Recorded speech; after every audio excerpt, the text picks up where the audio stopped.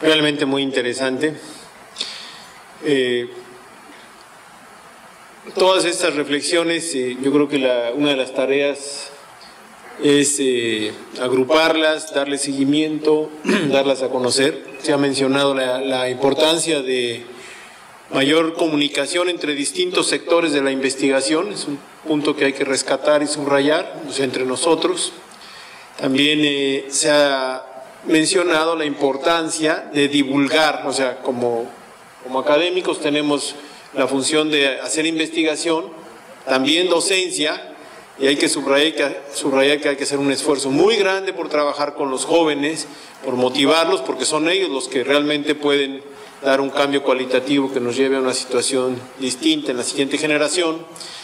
Y también la parte de divulgar o difundir, esta palabra en física tiene perdón por el sesgo, pero tiene una interpretación distinta, pero se dice difusión en este caso, como dar a conocer a los distintos sectores sociales no especializados los conocimientos que ayuden a la formación de la gente y a su propia organización y toma de decisiones, ¿no? Y en eso hay mucho que hacer, sobre todo para tener contrapesos a la dominancia de los medios masivos, ¿no? También en ese sentido pues están los mecanismos que existen. Por ejemplo, hace unos años se crearon los fondos mixtos y los fondos sectoriales que nos permiten hacer ciencia aplicada, ciencia de calidad, pero ciencia aplicada, en donde los sectores, digamos, gubernamentales o las instituciones tienen que aprender a hablar con la investigación, con el sector académico. Los académicos tenemos que aprender a hablar con ellos. Hemos encontrado que hablamos distintos idiomas, pensamos en distintas escalas de tiempo, etcétera. Pero esos fondos son una opción y un mecanismo para trabajar conjuntamente en la solución de problemas, y que hay que tomarlos en serio, ¿no? Entonces, ese es el panorama, más o menos después de esta primera ronda. Podemos pasar a una segunda ronda si quieren hacer alguna intervención. Solo les pido que sean de 2 minutos para que no nos alarguemos mucho. Para mí las últimas reflexiones que quisiera yo hacer es que, y contestando un poco a una de las preguntas que hizo Rafael, es cómo dar el servicio y considerar y ver el desarrollo y el ambiente, cómo conciliar eso. Pues bueno, muchas de las pláticas que se dieron aquí fueron de avance en el conocimiento. Entonces, entre más conozcamos el fenómeno que está pasando, tanto desde el punto de vista científico como social, entre más la sociedad esté informada, bien informada, y además, como lo decía Jorge, educada para que entienda qué es lo que le está pasando, qué arrolladora le está pasando. Y también regresar a las enseñanzas pasadas, como lo comentaban de ahí, que han perdido alguna cultura del agua aquí en Tabasco. En tanto y cuando tengamos conocimiento y educación de lo que está pasando, yo creo que sí se puede hacer una conciliación con el medio ambiente y el desarrollo. Y ahí hay una frase por ahí que me la he robado de un investigador en Estados Unidos, que cuando dice que cuando una sociedad está informada, ¿sí?, entonces tiene derecho y tiene derecho y debe hacerlo, es moverse, no quedarse pues nada más con el informe y no hacer nada. Y ahí es donde nos toca como seres humanos, ¿no? Y yo sí estaría de acuerdo en que necesitamos una revolución, o sea, no que seguir con esta inercia que tenemos. Y sí, yo espero que los jóvenes sí hagan la revolución en el pensamiento y probablemente hagan un cambio en el modelo de desarrollo que de alguna u otra manera nos está llevando una inercia global, ¿no? Para mí sería como las últimas reflexiones. Gracias. Bueno, pues 2 minutos entonces. A ver, yo insisto en la hermenéutica epistemológica de tender los puentes de diálogo y comunicación entre la academia. Si tendemos estos puentes, entonces verdaderamente tendremos un panorama amplio de lo que implica la fotografía o la realidad que estamos hoy día analizando desde las diferentes perspectivas. Y eso aplica obviamente en la relación de la academia con las políticas públicas, es decir, cómo podemos hacer políticas públicas más integrales y no quedarnos con la ejecución de 9.372 millones desde la visión meramente técnica, ingenieril, repetida muchas veces en la planicie tabasqueña.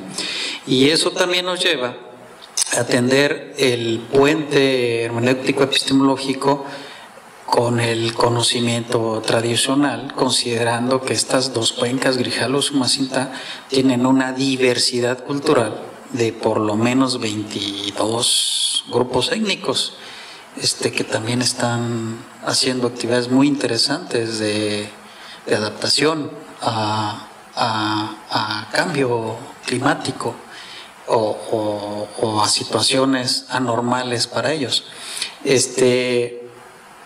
Y entonces tenemos que trazar pues una agenda y una estructura que nos permita justamente tender estos puentes. Y quizás el Centro de Cambio Global pues puede ser una plataforma muy interesante de diálogo, donde mantengamos esos intercambios de la construcción social de la realidad, es decir, cómo estamos viendo. Y eso permitiría pues también tender el puente de qué tipo de profesionales o profesionistas estamos formando hoy, en el sentido de que el paradigma científico, el paradigma del desarrollo, el paradigma del crecimiento exponencial se terminó, se acabó. Entonces tenemos que repensar y reformular estos puentes, y yo la dejo ahí, puede ser esta plataforma. ¿Cómo? No lo sé, tendríamos que discutirlo. ¿Cuándo? ¿Tiempos? ¿Agenda? Lo discutimos. Yo creo que todos vamos notando que hay una coincidencia en lo general grande. Hay una integración de ideas bastante sólida. Las aproximaciones son distintas, pero la convergencia al núcleo conceptual es muy claro por todos los que están acá y tal vez por todos los que están también en el auditorio. Y coincido con el último comentario, también me parece que hay que ir ya empezando a delinear esa agenda que no existe hacia adelante. Pero cuando pensamos, por ejemplo, en integración de lo que acá se ha dicho, de todas las piezas sueltas, integración de lo social, de lo económico, de lo jurídico, normativo, de lo político y de todos los sectores correspondientes de la sociedad civil que aquí han sido mencionados. Y además, cuando digo ambiental me refiero a esa unidad ecosistémica que acá ha surgido en prácticamente todas las ponencias, esa cuenca, ese gran concepto de cuenca, ¿no?, hidrológica, hidrográfica, que va desde el nacimiento de aquellas aguas hasta la pluma estuarina en el océano adyacente. Entonces, todo esto junto, toda esta amalgama de piezas sueltas, eso es lo que hoy en el concierto internacional se llama manejo ecosistémico. Manejo ecosistémico, que no se está haciendo ni eso, ni planeación ambiental estratégica en México. Entonces, a mí me parece que una manera de aproximarnos a encontrar esa agenda es diseñar algunos pasos que a lo mejor surgen de acá, de esta comunidad en este momento. En mi ponencia yo hubiera querido tener un poquito más de tiempo, pero ahora aprovecho el minuto que me queda.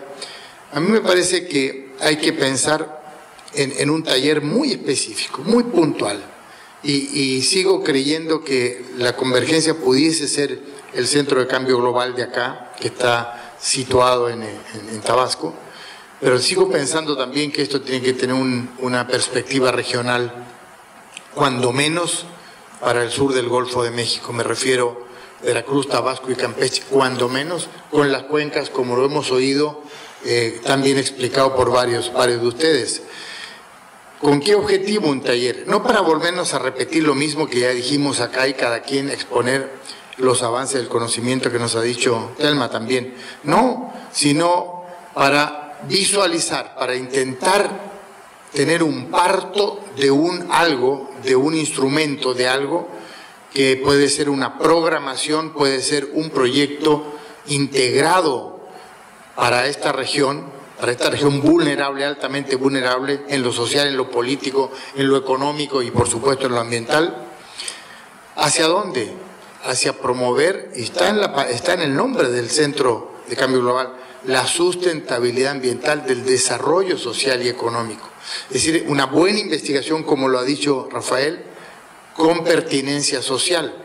Pero eso tiene que tener hay que conceptualizarlo y hay que ponerlo en un contexto que puede ser una programación regional, que la sede sea este centro con una conjunción multiinstitucional e interestatal para esta región, cuando menos. ¿A través de qué? A través de un apellido que es adaptación y mitigación al cambio climático en grandes sistemas deltaicos. El delta que todos aquí dominan, o todos más o menos dominamos, diremos desde el delta del Papaloapan hasta Laguna de Términos, esos casi 30.000 kilómetros cuadrados, es la segunda descarga más grande de agua dulce en todo el Golfo de México después del Mississippi. Mississippi se mueve entre 18 y 20.000 metros cúbicos por segundo, acá se mueve con esa variabilidad que todos ya han descrito, más o menos entre 3.000 y 4.000 o 5.000 metros cúbicos por segundo, promedios anuales, a veces con pulsos muy grandes como el 99, como el 2007, como el 2013 y etcétera. Pero me regreso, antes de entregar el micrófono, a eso. Es un taller que tiene que ser muy bien pensado, un taller puntual, con un expertise muy grande de las instituciones, no de los 3 estados necesariamente, también con instituciones de cobertura nacional, como aquí están presentes, varias de ellas, el CIESA, la UNAM, qué sé yo, y otras, para no dejar afuera ninguna, para que de ese taller surja ese algo, surja ese programa regional o ese proyecto regional que tiene que tener una arquitectura conceptual, hay que hacer esa arquitectura conceptual, y la pregunta, hay que olvidarse de cuánto cuesta. Primero hay que concebirlo, de qué se trata, cuál es el planteamiento teórico, cuáles son las bases conceptuales, cuál es el soporte metodológico que aquí también ha permeado, y después voy a una respuesta que ya la quiero sostener toda mi vida. ¿Cuánto cuesta? Yo digo, cueste lo que cueste cuando se trata de proteger el ecosistema y el medio ambiente, que es el núcleo que sostiene el desarrollo social y económico. Yo quisiera mencionar algunos retos que tenemos en la región. En primer lugar, bueno, para los temas de agua, de inundaciones que nos interesan, y creo que en una de las mesas en estos días se mencionó el reto de la información, ¿no? Y el reto de la calidad de la información. No es posible que cuando estemos utilizando datos oficiales para delimitar una cuenca, bueno, para empezar, no es posible que una politóloga tenga dentro de sus tareas que delimitar cuencas. Eso me parece que, bueno,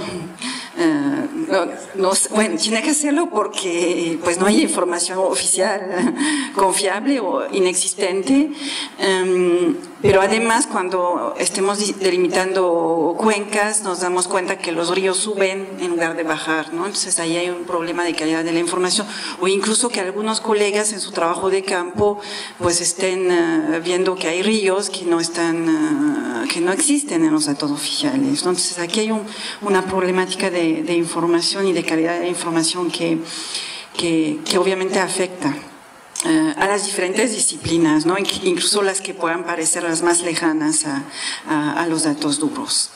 Por otro lado, creo que hay un reto de investigación en la región,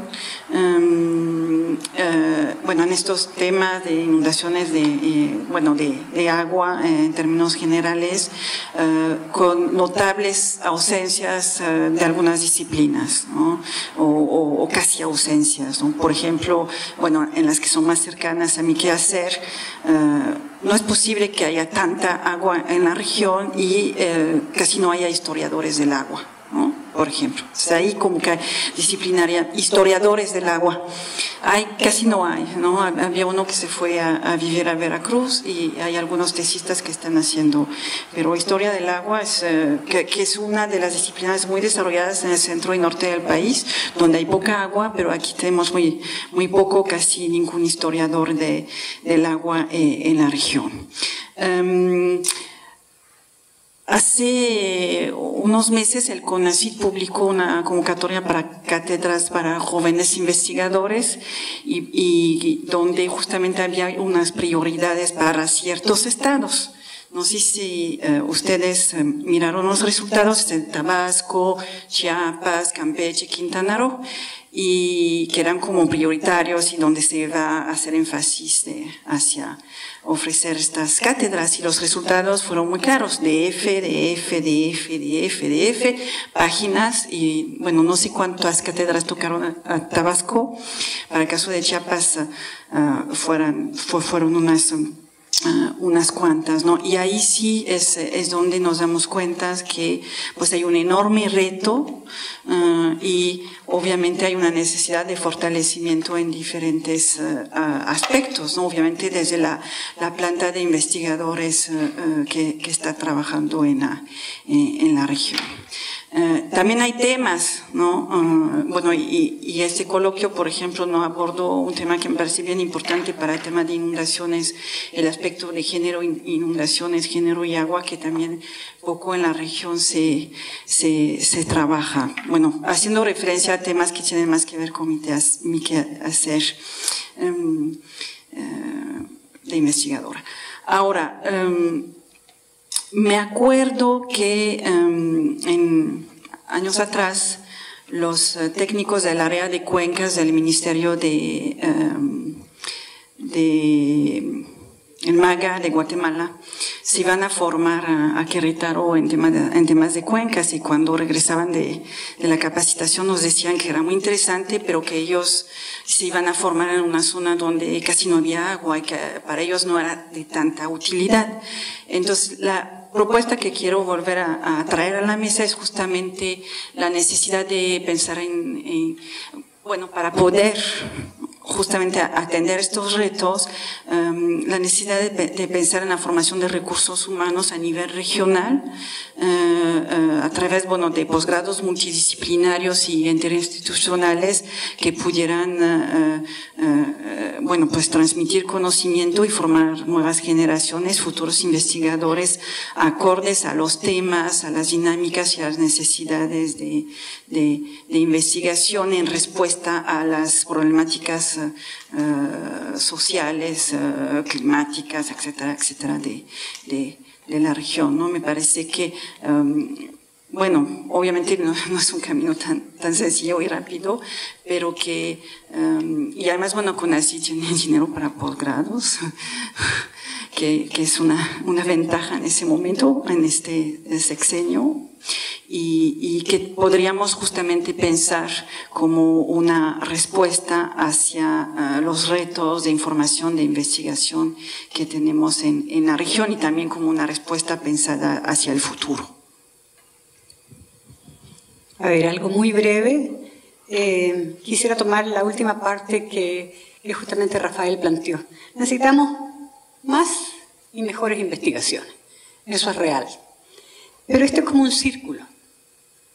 Necesitamos más y mejores investigaciones que son efectivamente la base fundamental para plantear sólidas propuestas.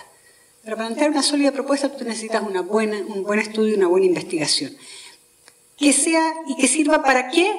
Que sirva para aportar, para promover la participación ciudadana, ¿cómo? Informándola, concientizando, compartiendo y transmitiendo justamente sobre estos temas. ¿Qué va a permitir eso? ¿Qué proceso es el que iniciamos? Un proceso de generación de políticas públicas que mejoren la calidad de vida de la gente. Y nuevamente esas políticas públicas van a requerir de más y mejores investigaciones. Es decir, este es como un círculo que va moviéndose y que en eso estamos, yo creo que todos. Recomendación, yo diría, impulsar el proceso de planeación urbana, pero un proceso de planificación urbana que verdaderamente funja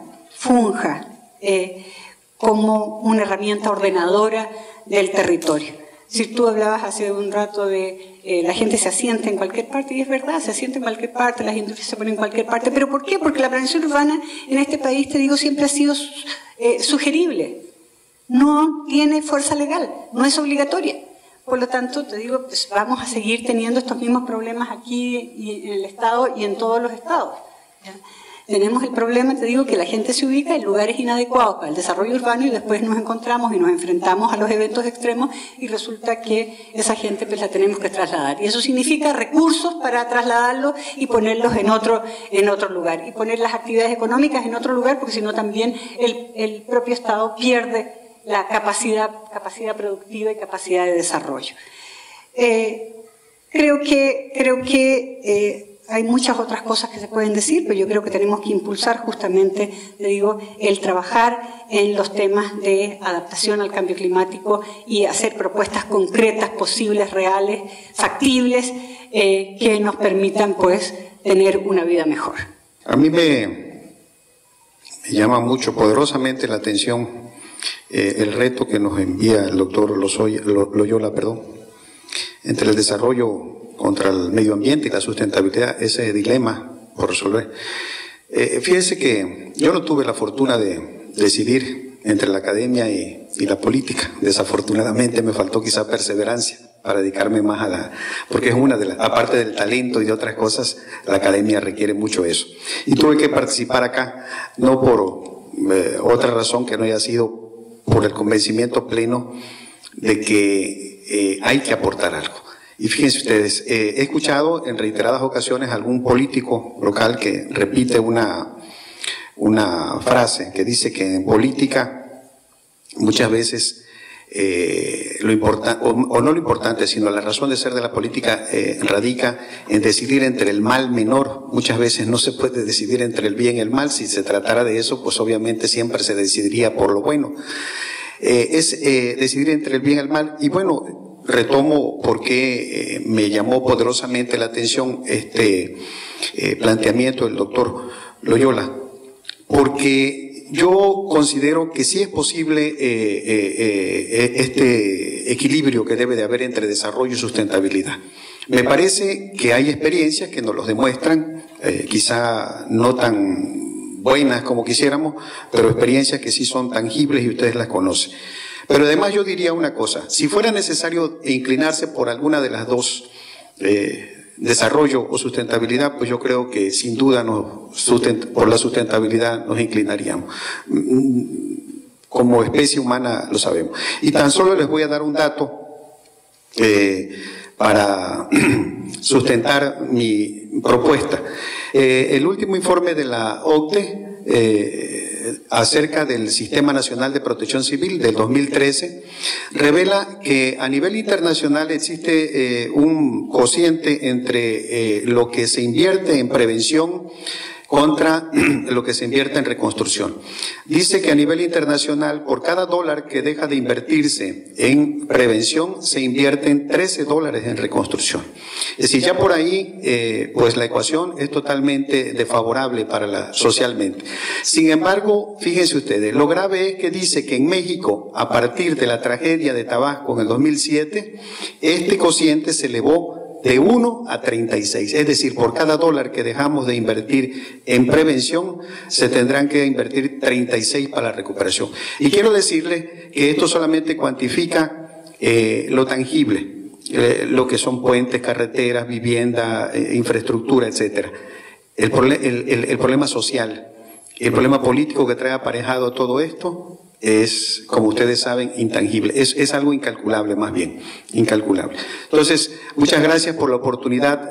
Mi agradecimiento a todos ustedes por dedicar su tiempo para atender los problemas de México y ahora particularmente los de Tabasco. Se los agradezco personalmente. Brevemente, a mí me da la impresión que habría que caminar en 3 direcciones. Una primera, yo creo que habría que buscar la manera de mantener y replicar este tipo de reflexión que hemos tenido en estos 3 días sobre inundaciones y manejo de cuencas, y justamente con esta idea de involucrar instituciones nacionales, involucrar organismos internacionales, instituciones de otro país, y desde luego a la academia regional, que por suerte yo creo que, como se mostró en estos 2 días, cada vez está más rica, y entonces yo creo que hay que mantener este tipo de manejo, ¿no? Entonces yo creo que aquí sí en los organizadores está la responsabilidad de ver cómo le damos continuidad a este tipo de reflexión. La segunda, yo creo que tendríamos que pensar las instituciones académicas y particularmente las de la región, la manera de impulsar grupos de investigación pluridisciplinarios que se ocupen de estas problemáticas, ¿no? Y con esta misma idea de generar más y mejor investigación, ¿no? Y la última, tratar de ver qué se puede hacer para ver si, como se dijo en un principio cuando se abrió esta reunión y como se ha planteado en los documentos con los cuales se convocó a esta reflexión, de ver la manera de explorar la configuración de una suerte de observatorio de inundaciones y manejo de cuencas con un fuerte componente social y académico que sirva como un espacio de reflexión y de elaboración de propuestas de políticas públicas que puedan impactar en mejores políticas públicas, en el entendido de que sabemos quiénes son los responsables de elaborar las políticas, de que no van a suplantar a los decisores de políticas públicas, pero en donde sector social y sector académico asuman crecientemente su responsabilidad de tener una mayor participación en la incidencia de políticas públicas, puesto que son los principales afectados, sobre todo la sociedad, de todo este desarreglo que hay por todas las cuestiones que se han venido planteando y que ahora se están incrementando más con el cambio climático. Nada más.